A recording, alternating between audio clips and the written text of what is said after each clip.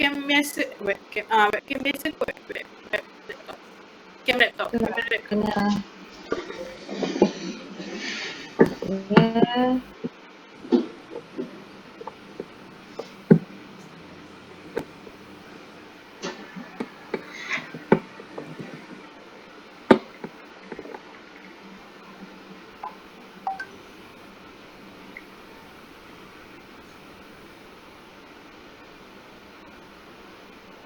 Kena mak terkeluar pula. Bukan terkeluar. Okay, bukan terkeluar. Okay. Interview. Okay.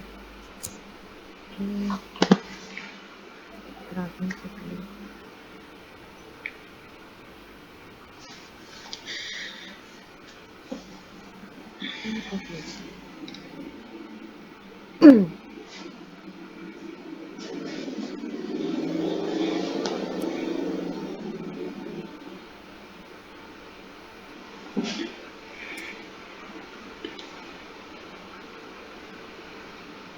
Ada background tapi muka tak masuk Betul tak? Betul cikgu. Kenapa dia punya kamera macam tak function lah pula. Dia tak ada blinking dekat kamera tu. Tapi cikgu tak tutup kamera tau. Cikgu masih pakai Snapchat. Cikgu rasanya kena keluar masuk balik sebab baru setting background kan. Cikgu kena rejoin balik. Okay, heavy load. Sekejap saya keluar balik. Tapi ataupun sebab dia tak tukar webcam tu. Tak, aku rasa macam aku hari tu dia memang tak datang kejap. Takutnya. Dia macam dia baru buka, kan dia baru tutup Snapchat punya kamera. Dia tak detect lah. Tak detect lagi. Snapchat? Snapcam, sorry. Snapcam. Dah record ke? Aku baru nak tunjuk berak. Dah, aku dah record. Berak. Okay.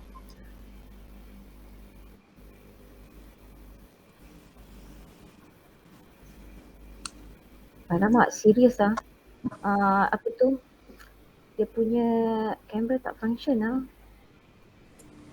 Kalau cikgu boleh masuk guna telefon ke? Oh, telefon tak kuat. Telefon sebab penuh. Jadi tak apa kan? Macam mana? Gini, kalau ni sekarang muka cikgu dia tak boleh detect tutup kamera dia jadi apa? Okey, dia jadi macam gini, dia keluar macam ni. Sebab bila buka kamera tadi tu dia memang kameranya tu macam tak nak detect. Kenapa Macam mana tu? Saya rasa sebab baru cikgu buka yang setting kamera tu. Setting kamera Google Meet. Cikgu cuba tekan untuk setting kamera. Okey, setting. Okey, tekan button setting. Lepas tu tekan dekat ada kamera. Video. Snap camera. Okey, snap camera tukar. Lepas tu tukar kepada yang okey, camera front. Camera front Ada tak?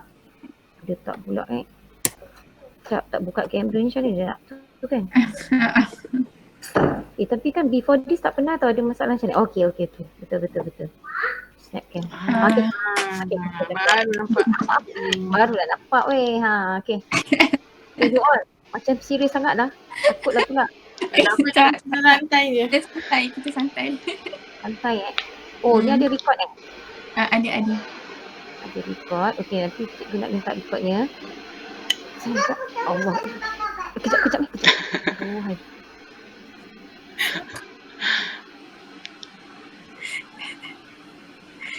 Comel.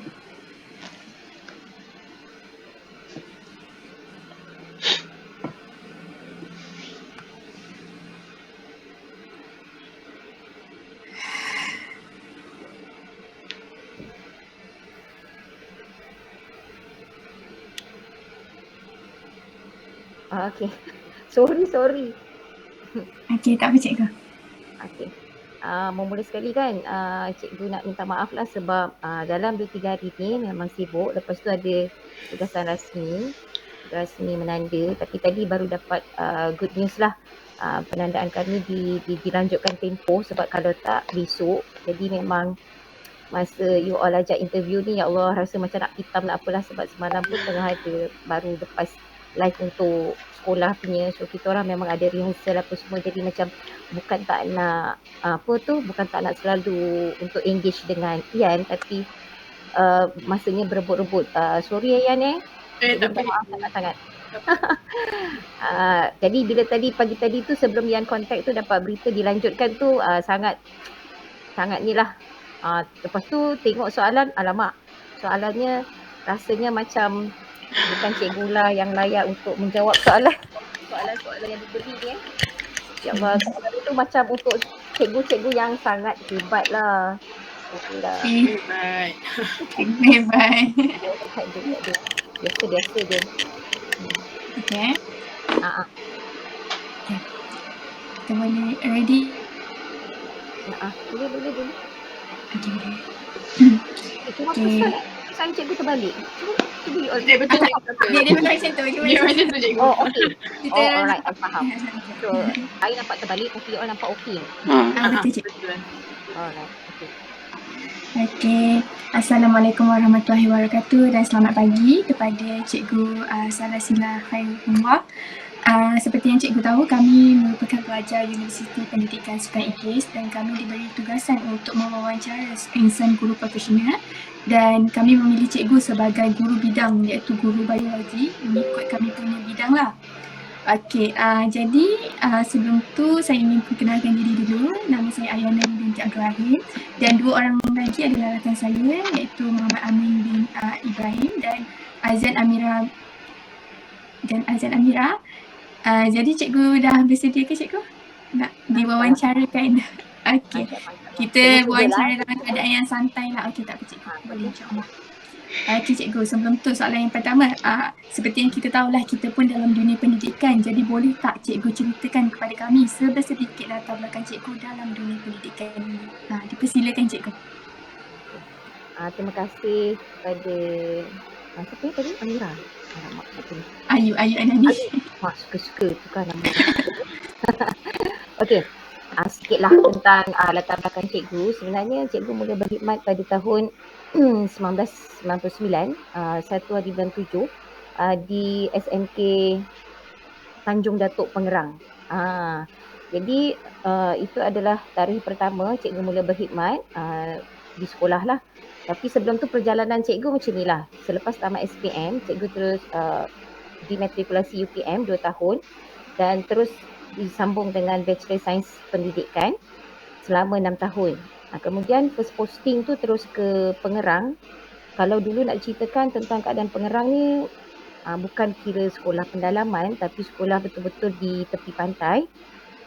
Dan sekarang sekolah ni dah tak ada dah. Sebab kat situ dah ada rapid project kan. So sekolah tu sekarang dah dipindahkan ke Bandar Penawar tak silap. Jadi sekolah tu sekarang ni kalau macam cikgu disuruh ambil gambar untuk kenang-kenangan untuk berpencen, dah tak ada lah sekolah tu. Dan sekolah tu, saya berada di sekolah tu sehingga tahun 2004. Daripada tahun 1999 hingga 2004 ni, sebenarnya kenangan terindah di situ adalah ni cikgu terus cerita ke macam mana ni? Boleh cikgu. Cerita jelas. Okey. Daripada tahun 1999 hingga 2004 tu, kenangan terindah di situ sebagai guru baru adalah berjaya mengikuti tim Wisidra sehingga peringkat kebangsaan. Dan itu cikgu anggap sebagai satu kejayaan diri cikgu berubah daripada seorang individu yang introvert kepada seorang yang extrovert lah. Sebab bila cikgu mula join venture dengan senior yang berada di situ untuk satu projek yang besar sehingga ke UKM untuk pertandingan tersebut, Wisidra Sains, saya merasakan wah, inilah permulaan saya belajar untuk bercampur dengan masyarakat. Jadi saya mengikuti tim tersebut selama 3 tahun, mendapat bimbingan daripada ketua bidang di sana dan kami membentuk satu kelompok yang sangat baik. Walaupun pada permulaannya sebagai guru baru, saya banyak diberi tanggungjawab lain. Selain daripada mengikuti tim untuk Wisidra, saya juga adalah guru KRS yang dipertanggungjawabkan sebagai guru bujang untuk melatih squad kawat. kawat, sehingga saya mengikuti latihan di, kalau dulu Pengerang ni dekat dengan Tanjung Pengelih. Jadi untuk mendapatkan yang terbaik di sana, PRS-nya terbaik. So kita orang sehingga berlatih di pusat di Pengelih tu lah, bersama dengan dekat sana tu TLBM. Kami dilatih, saya pernah merasa berlatih bersama dengan TLBM lah. Tu antara pengalaman yang sangat berharga daripada sekolah pertama saya. Tapi yang saya sangat appreciate adalah sekolah tersebut berani berjaya mengubah saya punya karakter. Saya ni sebenarnya kalau orang kenal, kalau orang baru nak kenal, dia tak berani sebab dia kata muka saya garang dan saya punya perwatakan sombong.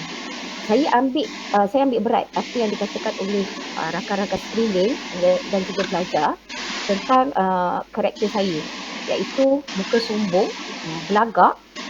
Saya ambil berat. So saya ambil masa mengubah, cuba menjadi seorang yang kalau diorang cakap muka saya garang, saya kadang-kadang senyum, belajar senyum sampai saya tanya dengan senior, macam mana kalau kawan saya jumpa masuk dekat office tu, masuk dekat staff room, saya tak naklah kawan-kawan cakap saya cikgu baru yang belagak, muka susah nak ditegur ke apa, sebab introvert ni dia memang susah kan nak mulakan bagi salam, nak mula tanya saya cikgu baru, tu susah, sangat susah. Pada saya tu sangat susah dah sebab pemalu sebenarnya.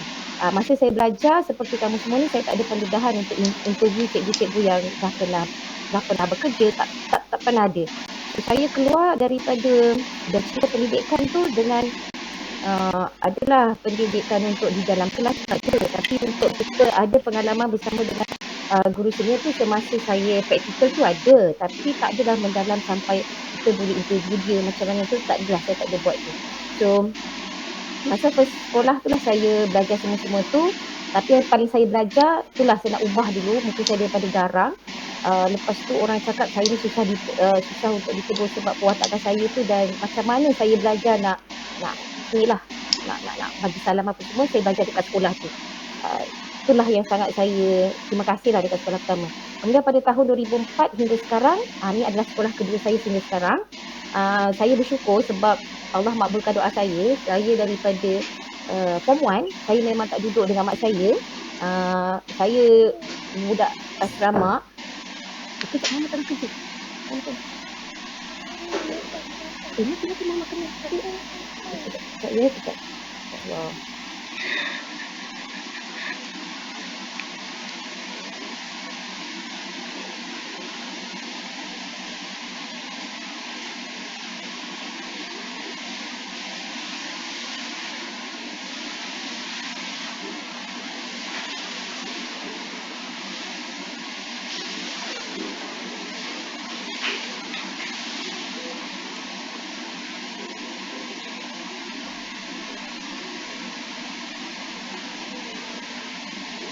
Minta maaf Astagfirullahaladzim.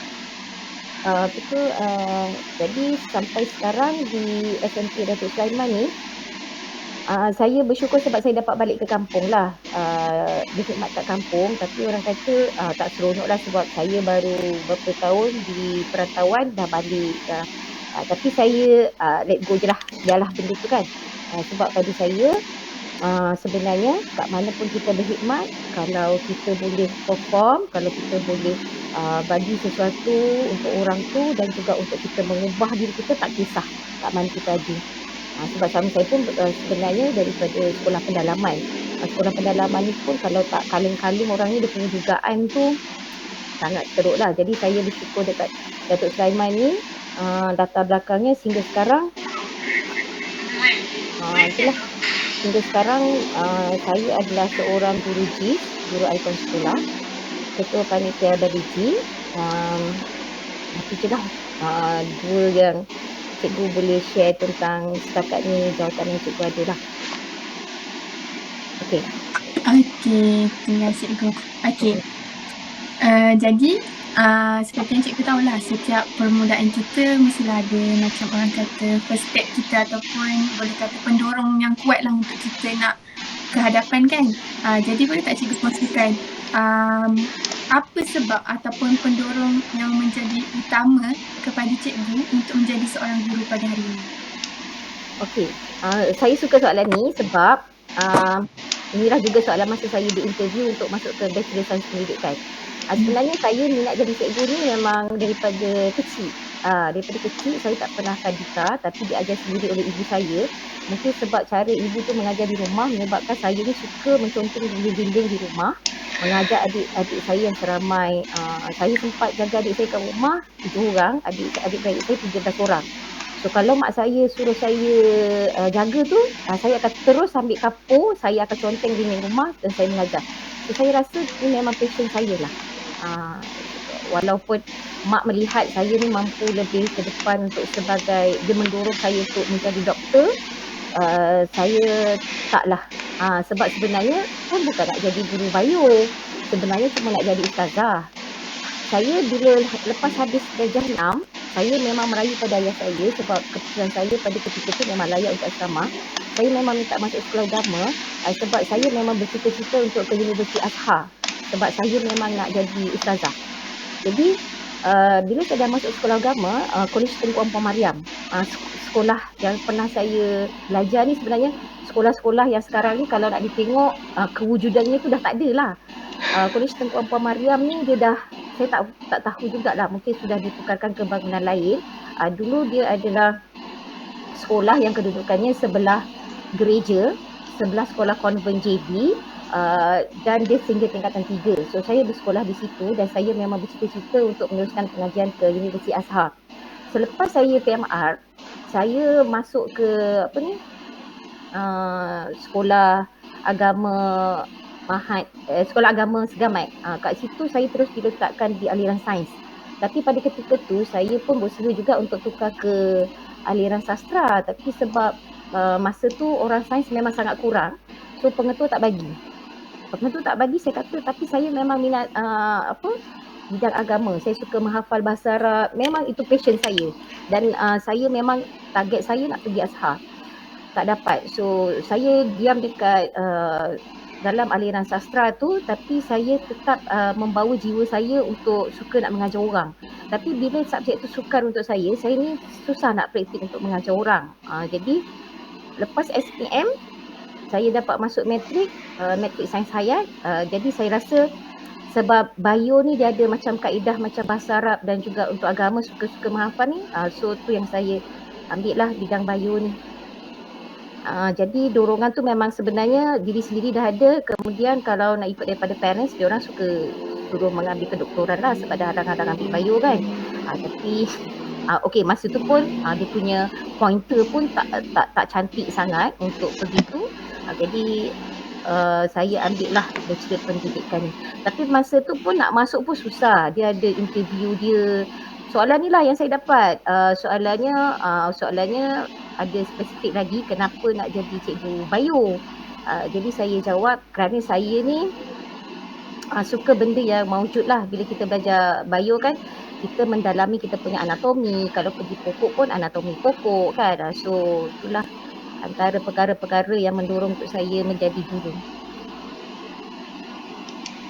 Okey, kiranya kesimpulannya pendorong utama cikgu untuk jadi seorang guru tu adalah diri sendiri lah, terletak pada diri sendiri. Okey, kita teruskan kepada soalan yang ketiga, iaitu pada pendapat cikgu lah, apakah ciri kepribadian yang perlu ada pada dalam diri seseorang guru tu untuk menjadi pendidik yang berjaya? Ialah seperti yang kita tahu, setiap ciri yang ada dalam diri kita tu boleh membuatkan kita menjadi seseorang yang baru kan. Jadi pada pendapat cikgu sendiri, apakah ciri kepribadian yang perlu ada pada seorang guru bagi menjadi seorang pendidik yang berjaya? Silakan cikgu. Okey, ciri pertama lah, tapi ciri ni pun cikgu baru jumpa. Lepas cikgu mengajar hampir 21 tahun ni, cikgu baru jumpa ciri ni. Rupanya ciri untuk menjadi pendidik ni nombor 1 adalah penyayang. Penyayang. Dia macam pepatah orang cakap, kalau kita nak orang sayang kita, kita sayang orang dulu. Bila kita penyayang ni, dia rupanya dia satu rahmat. Dia rahmat, kasih sayang ni dia lain macam Sebab sebelum saya pergi ke sekolah, masa first posting tu saya pun adalah tanya-tanya orang macam mana nak mengajar, macam mana nak mengajar kan. Orang akan cakap macam gini, you kalau first time you masuk kelas, you jangan bagi muka. kalau you bagi muka nanti student you pijak muka you. Student you pijak kepala kan. Nanti so masa agak ada penyesalan jugalah masa mula masuk ke sekolah tu sebab saya sangat garang. Saya sangat garang sampai student saya ancam saya. Dia tanya saya naik kereta apa, naik bas apa. Rupa-rupanya dulu bila pengerang ni dia sangat jauh, mudah untuk ancaman datang pada kita. Dia mudah nak bocorkan tayar kereta ke. Tapi ialah sangat menyeramkan lah masa tu dengan sifat garang kita. Lama-lama saya belajar garang ni bukanlah ciri utama untuk jadi guru yang diterima. Kita ni kalau jadi guru, ciri pertama adalah kita diterima. Kita diterima, rupanya bila kita nak diterima ni kita kena ada kasih sayang. Kita kena ada kasih sayang sebab bila kita garang sebenarnya kita tak sayang sebenarnya. Kenapa tak sayang? Sebab kita dah marah dia, budak tu pun dah ancam kita, mana datang nak sayang? Tak sayang. Malahan kita pun rasa kalau boleh nak lari daripada dia. Tapi bila dah beberapa tahun kebelakangan ni, saya rasa kalau kita nak orang suka kat subjek kita dan kepada diri kita, kita kena sayang. Sayang ni kita kena ada karakter pada diri kita lah. Kalau dulu saya ni mukanya garang, kawan-kawan saya pun cakap kalau saya baru jumpa tu, susah lah, macam dia takut sebab saya ni tak senyum. Jadi kita kena sayang tu bermula dia rupa dengan muka kita ni rupanya kena senyum. Bila kita senyum, orang boleh nak interact dengan kita tu, sayang tu dia akan timbul tau. Samalah dengan student. Rupanya kalau dia tengok first day lah, macam baru-baru ni kan baru naik sekolah kan, saya tak kenal lagi budak tu. So dia akan masuk kelas kita, saya start dengan senyum. Saya senyum, dia senyum, kita rasa macam ada link tau. Dia dah senyum, kita pun dah senyum. Dia rasa sampai, saya tak tahulah 2-3 hari last week lah. Budak tu dia daripada kelas saya, dia minta pindah kelas sebab baru masuk ni, jadi dia boleh pertukaran kelas tu masih boleh diminta. So budak tu dia pergilah ke kelas yang dia masuk, tapi dia sempat belajar dengan saya satu kelas je. Saya tak tahulah kenapa waktu rehat tu dia mengada-ngada tau, dia budak lelaki. Dia mengada-ngada ajak tim dia beratur dekat luar makmal. Dia siwit-siwit kawan dia kat dalam. Saya kata kenapa kat luar tu main lah masuk buat dengan cikgu. Dia cerita lah, dia cerita cikgu kat kelas tu dia dah macam sepi sangat. Dia rupanya dia macam nak dia nak beramah mesra dengan kita. Tapi kalau kita tak pandai nak melayan ataupun kita ni macam mana dia bukan melayan jugalah sebenarnya. Maksudnya kita terima dia seperti macam agaknya kalau adik ke apa ke, kita bual macam tu lah. Dia nak macam tu. Jadi dia setiap kali waktu rehat tu, nanti kan dia dengan kawan dia berdedai dekat luar tu. Dia akan cakap lah, cikgu mengajar dah sampai mana? Cikgu kalau kita, rupanya bila budak yang ada kat kelas kita tengok, ada budak kelas lain masuk sebab nak konon-konon mencuri perhatian kita. Budak yang kita mengajar tu pun, yang semalam tak nak aktif tu, dia pun jadi macam nak mengending-ending tau. Jadi bila nak mengending-ending tu, macam kita nak serah tugas tanpa kita pantau pun macam mudah je. Terutama kalau kita mengajar tu, pernah lah diorang tanya, kenapa kalau lalu kelas saya, budak semua macam manot je, saya pakai sihir apa? Tapi saya tak pakai sihir. Kalau saya biasa, tapi saya akan pastikan awak diam, saya nak mengajar, nanti saya akan bagi peluang awak bercakap. Kadang-kadang kita tengok ada kelas, kita kat depan, kat belakang bising sangat kan. Tapi Alhamdulillah lah. Tapi cikgu pun dapat benda ni selepas mengajar beberapa tahun. Mungkin silap cikgu lah. Awal-awal tak macam awak. Tanya pengalaman orang. Tanya cikgu tu, cikgu ni. Saya tak macam awak. Kalau saya tanya agaknya, mungkin saya boleh praktikkan. Daripada first day saya masuk tu, agaknya saya mula berkhidmat tahun 99 tu, agaknya saya dah boleh kontrol kelas. Saya dah boleh sayang ramai orang. Agaknya lah. Jadi saya tahu ni sebab pembelajaran melalui pengalaman ni dia makan masa. Kalau pembelajaran melalui awak tanya-tanya, memang awak mencari ilmu tu, awak tengok YouTube ke apa, saya rasa awak akan lebih ni lah, lebih mantap lah ni. So cirinya pertama kalau pada saya, timbulkan rasa kasih sayang lah. Dan kita ni diterima. InsyaAllah kita boleh ni lah.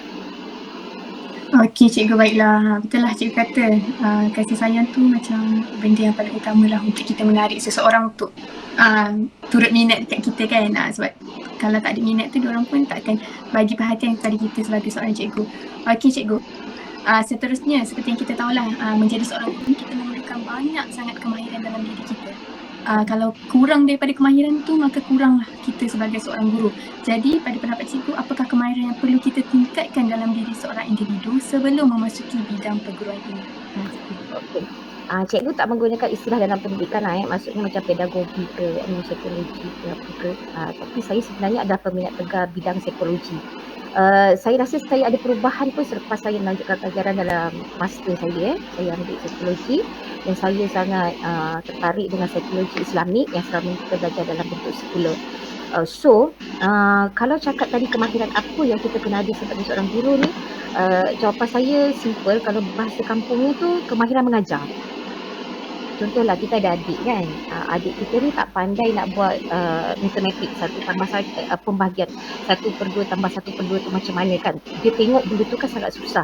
Tapi kalau kita ada kemahiran untuk tunjukkan dia macam mana cara daripada dia tak pandai tu sampai dia pandai, saya rasa tu satu bonus yang besar lah. Satu bonus besar untuk kita terus maju dan mudah perjalanan sebagai cikgu. Sebab ini pun berdasarkan ulasan pengalaman daripada pelajar. Pelajar tu dia akan suka kalau cikgu tu boleh bantu dia dalam bio. Dalam bio ni dia banyak konsep. Dalam bio ni dia banyak istilah. Kalau kita sebagai guru ni boleh perkenalkan dia kepada istilah tu dulu dan ambil dia punya jiwa tu untuk bawa dia kepada konsep dan juga bagaimana satu mekanisme tu berlaku, itu dia lebih suka. Terutama kalau pelajar kampung ni lah. Dia tak suka, ada orang kadang ajar cara lecture. Ada orang ajar kadang, you baca and then you perform dekat depan kelas kan. Sedangkan dia sendiri pun tak faham. So pada cikgu, kemahiran yang kena ada adalah kita jatuhkan kita punya kefahaman ni sehingga level kita daripada tak faham tu nak sampai faham. Dan sebenarnya cikgu pun nak share jugalah.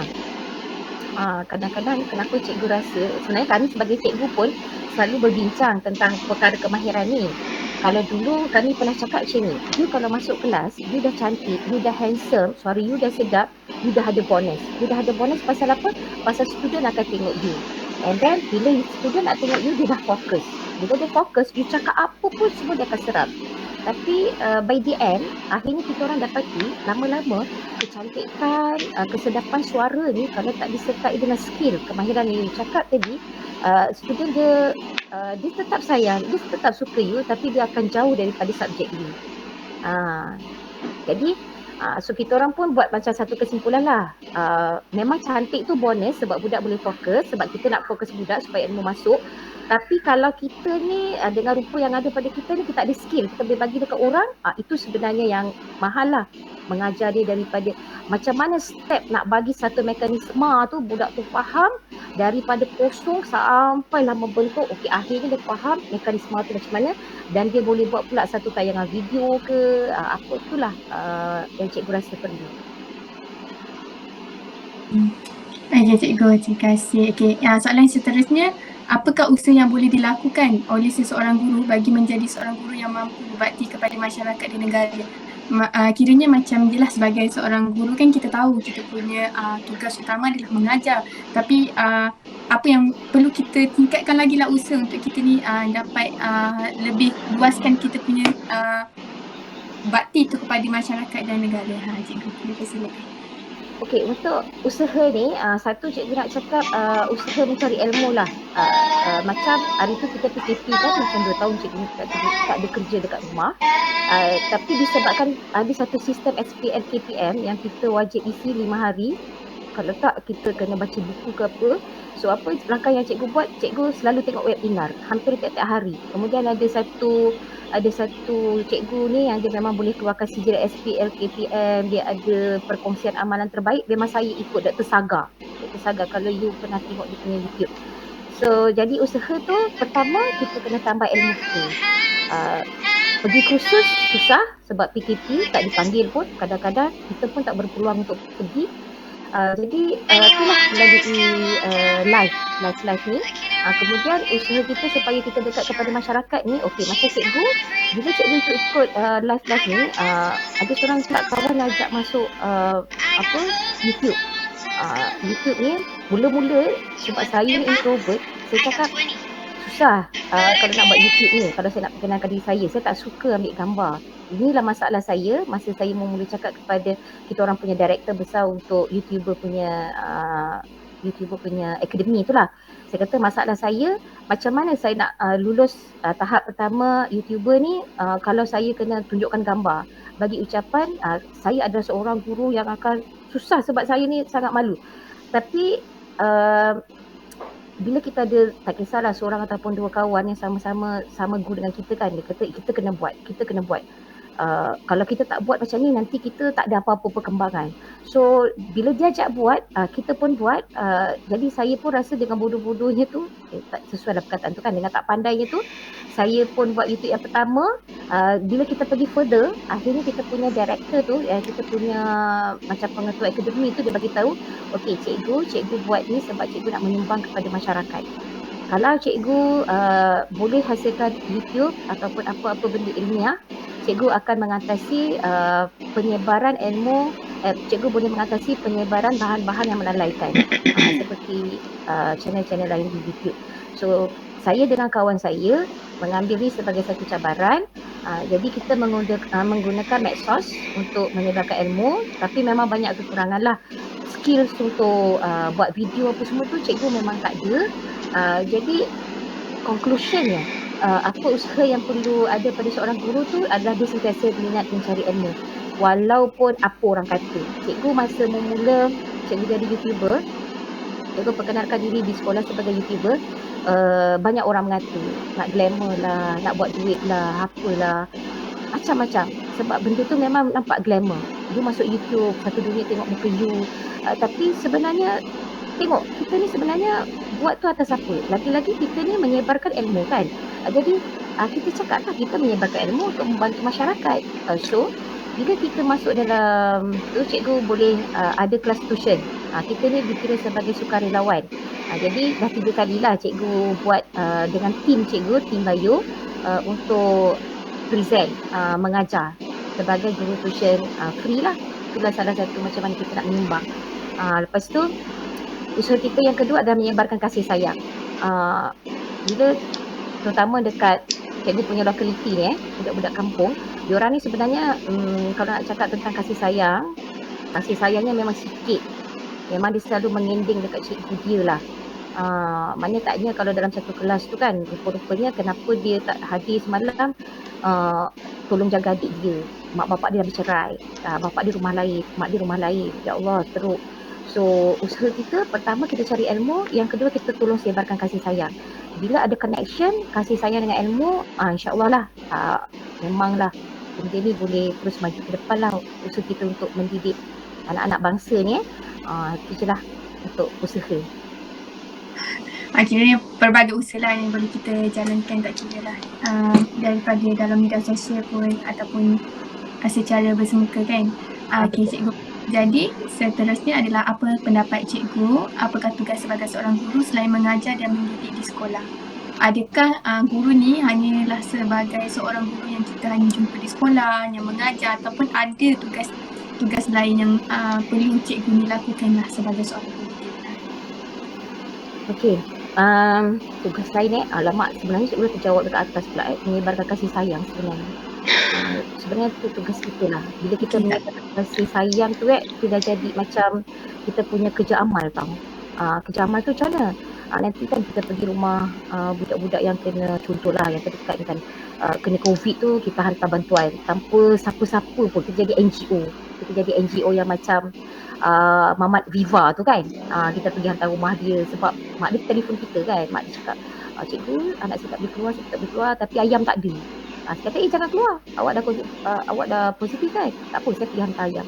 Dia jadi macam ni tadi tanya tentang apa tadi? Cerita lepas tu bawahnya apa tadi? Soalannya? Selain mendidik kan? Selain mendidik. Okey, sebab apa? Bila kita buat macam tu kan, sebenarnya kita juga proses mendidik tau. Bila kita buat macam tu kan, rupa-rupanya mak dia tu tengok kita macam ya Allah, hai. Padahal cuma hantar ayam dia seekor kan. Dia tengok kita ni lah, hai cikgu yang terbaik lah, apalah kan. Padahal dia memanglah tak boleh keluar rumah, nak beli ayam tu.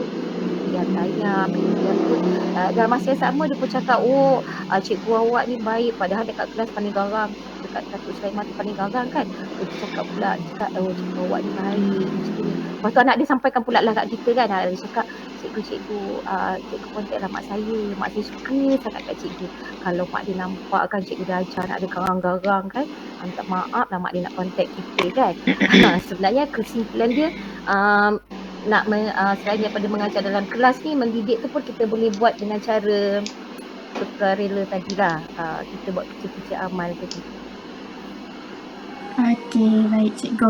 Okey, kalau cikgu lihatlah daripada generasi sekarang, kita pun tengok semakin meningkat generasi tu, semakin sukar kita sebagai seorang pendidik lah untuk nak mendidik generasi yang akan datang ataupun yang sekarang ni. Jadi adakah kaedah yang kita gunakan untuk mengajar pada ketika dahulu masih relevan untuk kita gunakan untuk mengajar pada masa kini, ataupun kita kena tukar ataupun dah tak relevan dengan generasi sekarang, atau macam mana cikgu? Boleh cikgu uraikan sikit?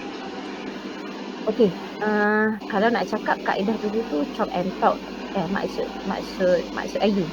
Ayu kaedah dulu tu chop and talk. Kaedah sekarang kena ada props, LCD teknologi. Okey, by the way betul lah benda tu. Nabi pun ajar kita kalau mendidik tu biar ikut aliran zaman. Budak-budak sekarang mainan dia memang medsos, mainan dia memang macam tu. So kita cikgu pun kita memang ada kemahiran macam tu. Tapi dalam masa yang sama kan, cikgu rasa ada satu perkara yang mesti kita tekankan daripada dulu sampai sekarang. Pertama sekali, kalau boleh kita dia punya akhlak tu, dia punya sahsiah tu, adab dia tu kita tekankan. Sebab sekarang ni pelajar ni cikgu tengok dia tak ada adab. Jadi langkah pertama kan apa yang cikgu buat, kalau satu kelas tu dulu, satu sekolah tu dia pakai doa bahasa Arab, cikgu pakai doa bahasa Melayu. Cikgu cakap, okey sekarang hari ni cikgu sediakan awak satu skrip doa sampai akhir tahun, awak belajar dengan saya, awak baca doa ni. Cikgu ambil doa tengok cermin, dan lagi satu cikgu ambil penghabis penutup tu, cikgu cakap ni, ya Allah ya Tuhanku, rahmatilah kedua ibu bapaku. Sebab apa? Ulama cakap satu hari kalau kita tak doakan mak bapak kita berdosa kan. So cikgu dah bantu diorang. Terlepas daripada dosa, tak mendoakan ibu bapa. Niat ibu bapa tu. Lepas tu yang pertama tadi, cikgu minta permudah. Allah cakap kalau kita nak mudah kena minta ganda kan. Doa cikgu, ya Allah ya Tuhanku, permudahkanlah pembelajaran ku. Cikgu ajar kat budak cikgu cakap doa tu diorang ikut. Yang kedua, cikgu cakap, ya Allah ya Tuhanku, cantikkanlah akhlakku sebagaimana engkau mencantikkan rupa parasku. Masa mula cikgu bacakan doa ni kan, budak-budak dia tak boleh ikut. Padahal tu kan doa tengok cermin kan. Kita tak perasan saya ambil doa tengok cermin. Sebab saya kata harapan saya, awak tak cantik, tak pandai, tak apa. Tapi awak jumpa saya, awak just sihat, awak lambai saya dah anggap awak sangat beradab. Kemudian akhir saya tutup dengan, ya Allah ya Tuhanku, rahmatilah kedua ibu bapaku, sebab saya sangat percaya rahmat daripada ibu bapa yang akan memudahkan tugas saya sebagai pendidik dan anak murid yang saya didik. Jadi masuk pula ke dalam cara mengajar. Okey, cikgu memang ada guna chop and talk, cikgu memang ada guna inilah saya punya TikTok whatever so on tu, mungkin masih tak ada. Saya akan cakap okey, sekarang saya ataupun pembelajaran orang kata sekarang ni flip classroom kan. Kita tengok dulu video, lepas tu baru kita soal besoknya di kelas kan. Betul tak?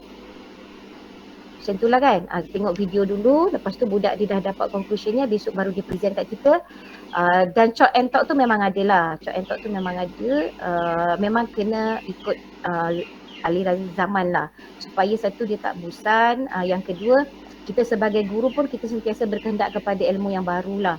Walaupun sometimes tu kalau macam lokaliti macam gini, lain tu memainkan peranan lah.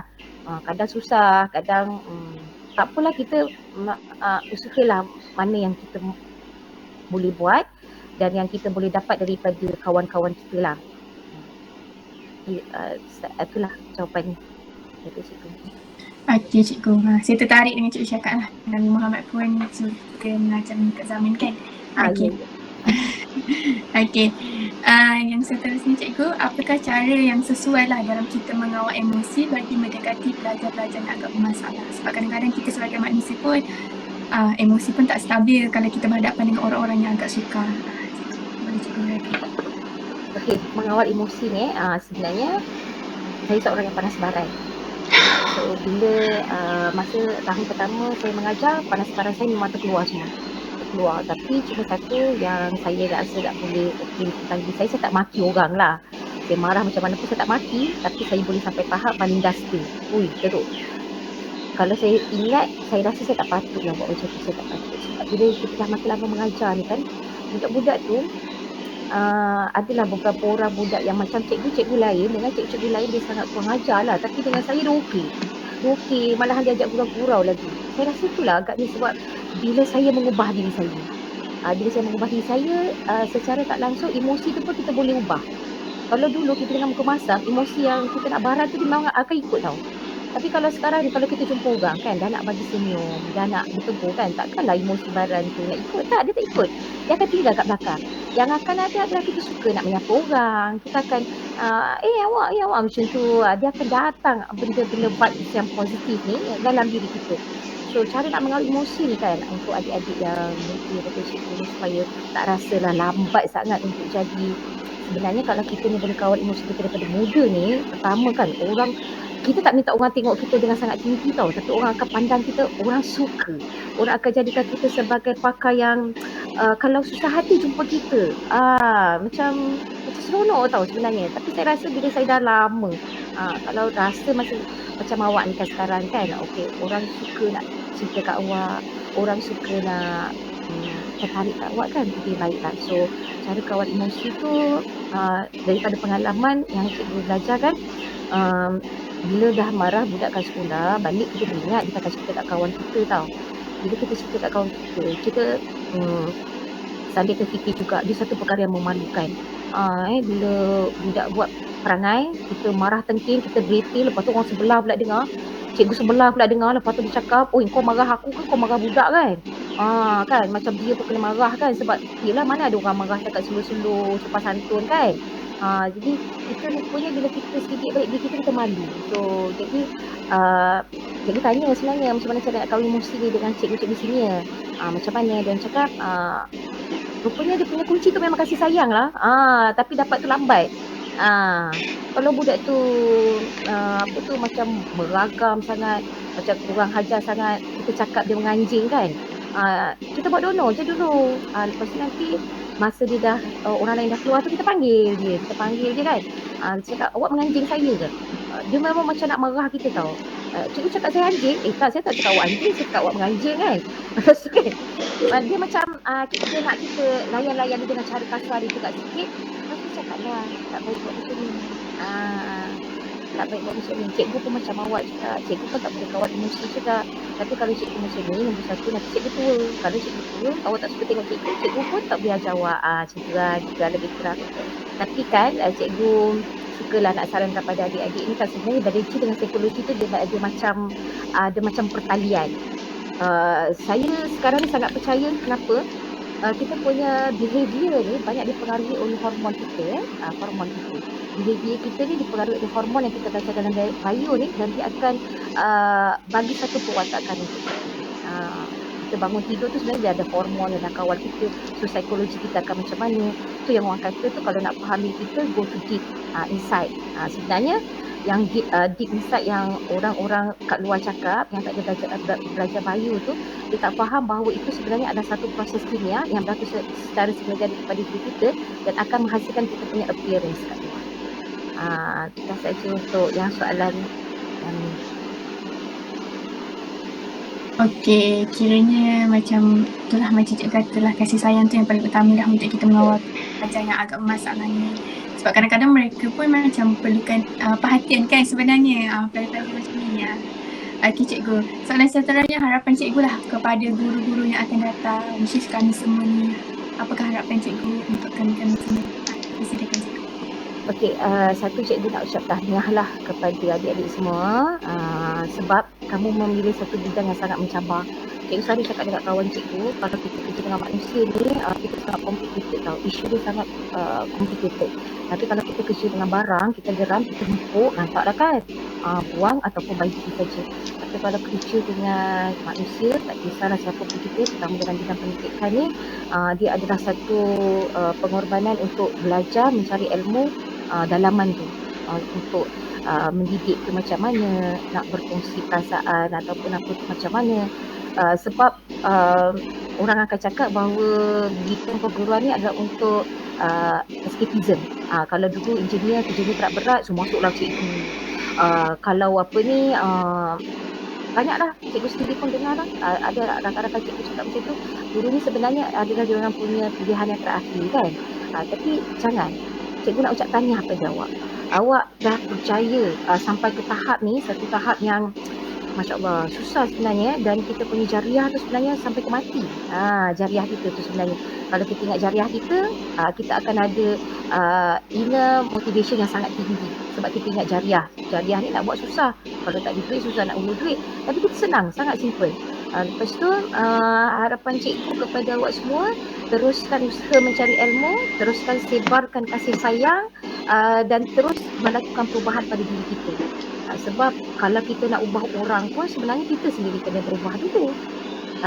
Tak mungkin kita nak suruh orang berubah tanpa kita tak berubah kan. Cuba kalau muka cikgu ni jumpa awak pun apa tu masam je kan. Awak pun agaknya nak tanya-tanya ni pun seram juga kan. So itulah 3 perkara yang cikgu rasa harapan cikgu pada awak tadi lah. Pada awak semualah. Okey, setelah diberikan harapan, sekarang saya nak minta sedikit nasihat kepada cikgu bagi kami bakal-bakal guru.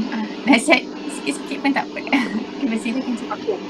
Nasihat yang pertama lah sebelum keluar ke kerjaya sebenar awak, sekaranglah dah mulalah carilah seberapa banyak motivasi, semangat, ilmu untuk awak kongsi. Sebab cikgu ni sebenarnya kerja dia kongsi. Dia bukan pelukis.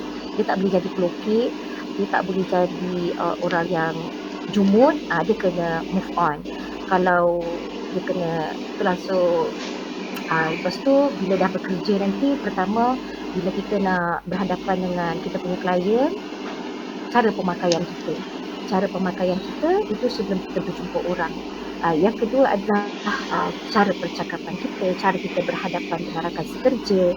Kalau boleh, ialah kita ni yang menjadi contoh kepada guru-guru lama. Kalau macam cikgu tak pernah berubah daripada attitude cikgu dulu, sombong, tak pandai tegur orang. Biar kita ni yang muda menjadi ikon, awak baru datang tetapi awak yang inilah perkara yang patut kita buat bila kita sesama rakan sekerja. Dan bila di dalam kelas pula, jadi sebelum kerja kita punya pemakaian. Yang kedua bila kita dalam staff room, dan yang ketiga bila kita bersama anak-anak murid tu, kita tengok dia. Ini pun cikgu baru dapat ilmu ni tahun lepas. Bila ada alim ulama Hamka punya kata ke siapa, dia cakap jangan melihat seseorang itu pada ketika ini, sebab kita tak tahu akan datang ataupun beberapa saat ke depan. Kan? Sebab bila cikgu dah kerja lama ni kan, sebenarnya ada tau student yang cikgu marah dulu kau kan. Tiba-tiba cikgu masuk hospital, dia jadi tukang tolak saya punya ni tau, wheelchair. Tanya saya, patutlah 2-3 hari dia saya duduk kat ward tu kan. Dia yang selalu macam servis kita kan. Last tu masa dia dah tolak sampai kita nak naik kereta ni kan. Puan kenal tak saya? Yelah, awak yang tolong jaga saya masa saya dekat dalam ward. Saya ni sebenarnya student cikgu. Lepas tu tengok muka dia kan, alamak ni lah budak yang selalu marah kan. Masa tu kita rasa sangat malu. Sebab kadang-kadang dululah cikgu ni kalau mengajar budak yang kurang pandai, cikgu rasa geramnya. Nanti masa depan kau nak jadi apa, dah jadi apa. Rupanya kan kita jangan cakap macam tu tau. Kita kena takut, kita kena rasa hari ni kau macam ni, kau tak pandai, dan kau macam ni. Punya dia akan jadi somebody tau. Dia akan jadi somebody. Kalau tak jadi somebody tu pun memang dah takdir dia kan.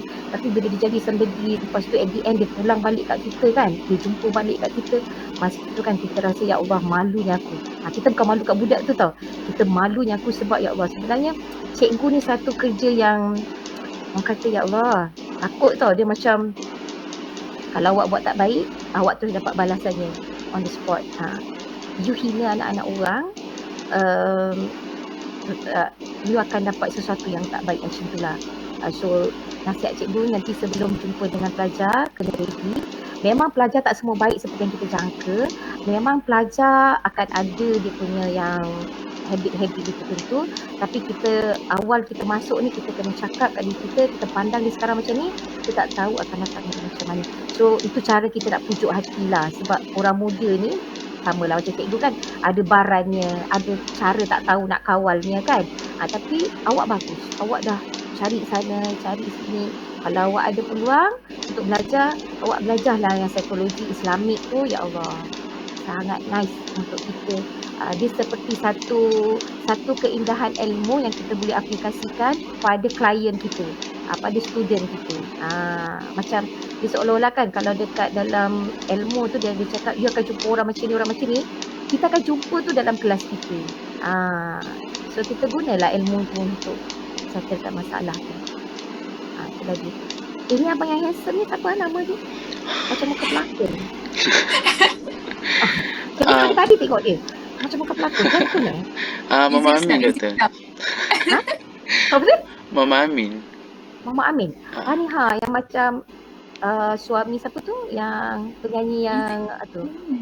Penyanyi yang Dia selalu cakap muka dia macam Izzul Islam. Allahu Akbar.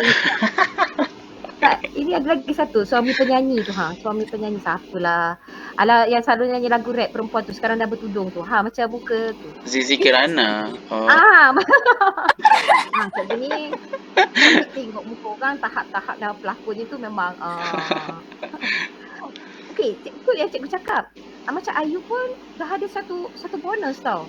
Kita tengok kan macam tadi sebenarnya cikgu tengok kata dosa kan bulan puasa asyik tengok muka siapa nama dia? Lupa pula. Apa nama? Amin. Yang mana? Amin kan? Amin yang handsome ni. Bukan. Cikgu tak tipu lah. Bila kita tengok orang handsome, orang cantik, kita terfokus kan. Itu sebenarnya bonus untuk kita bagi cikgu kan. Macam Ayu, macam Ian kan.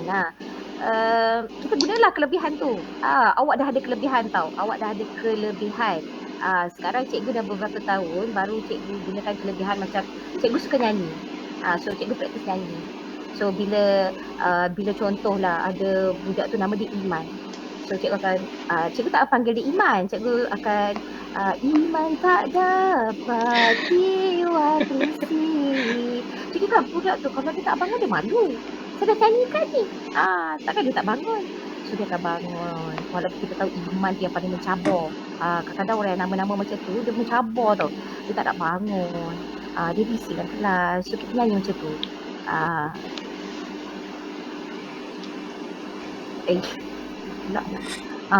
Okey. Tujuh kan? Okey cikgu. Dengan itulah berakhirlah wawancara kita dengan soalan yang terakhir yang cikgu dah berikan nasihat kepada kami. Jadi sebelum saya nak menutup wawancara ni, saya nak ucapkan ribuan terima kasih buat cikgu kerana sudi meluangkan masa buat kami semua untuk wawancara cikgu pada hari ini. Saya mewakili semua rakan-rakan saya untuk memohon maaf jika tersalah kata, terkasar bahasa ataupun tersilap bicara. Selamat Hari Raya Aidilfitri, maaf zahir dan batin daripada kami semua. Terima kasih cikgu. Semoga kita berjumpa. Cikgu. Tahu? Ya. Nanti 8 hari bulan saya datang sekolah. Saya nak buat makro pengajaran.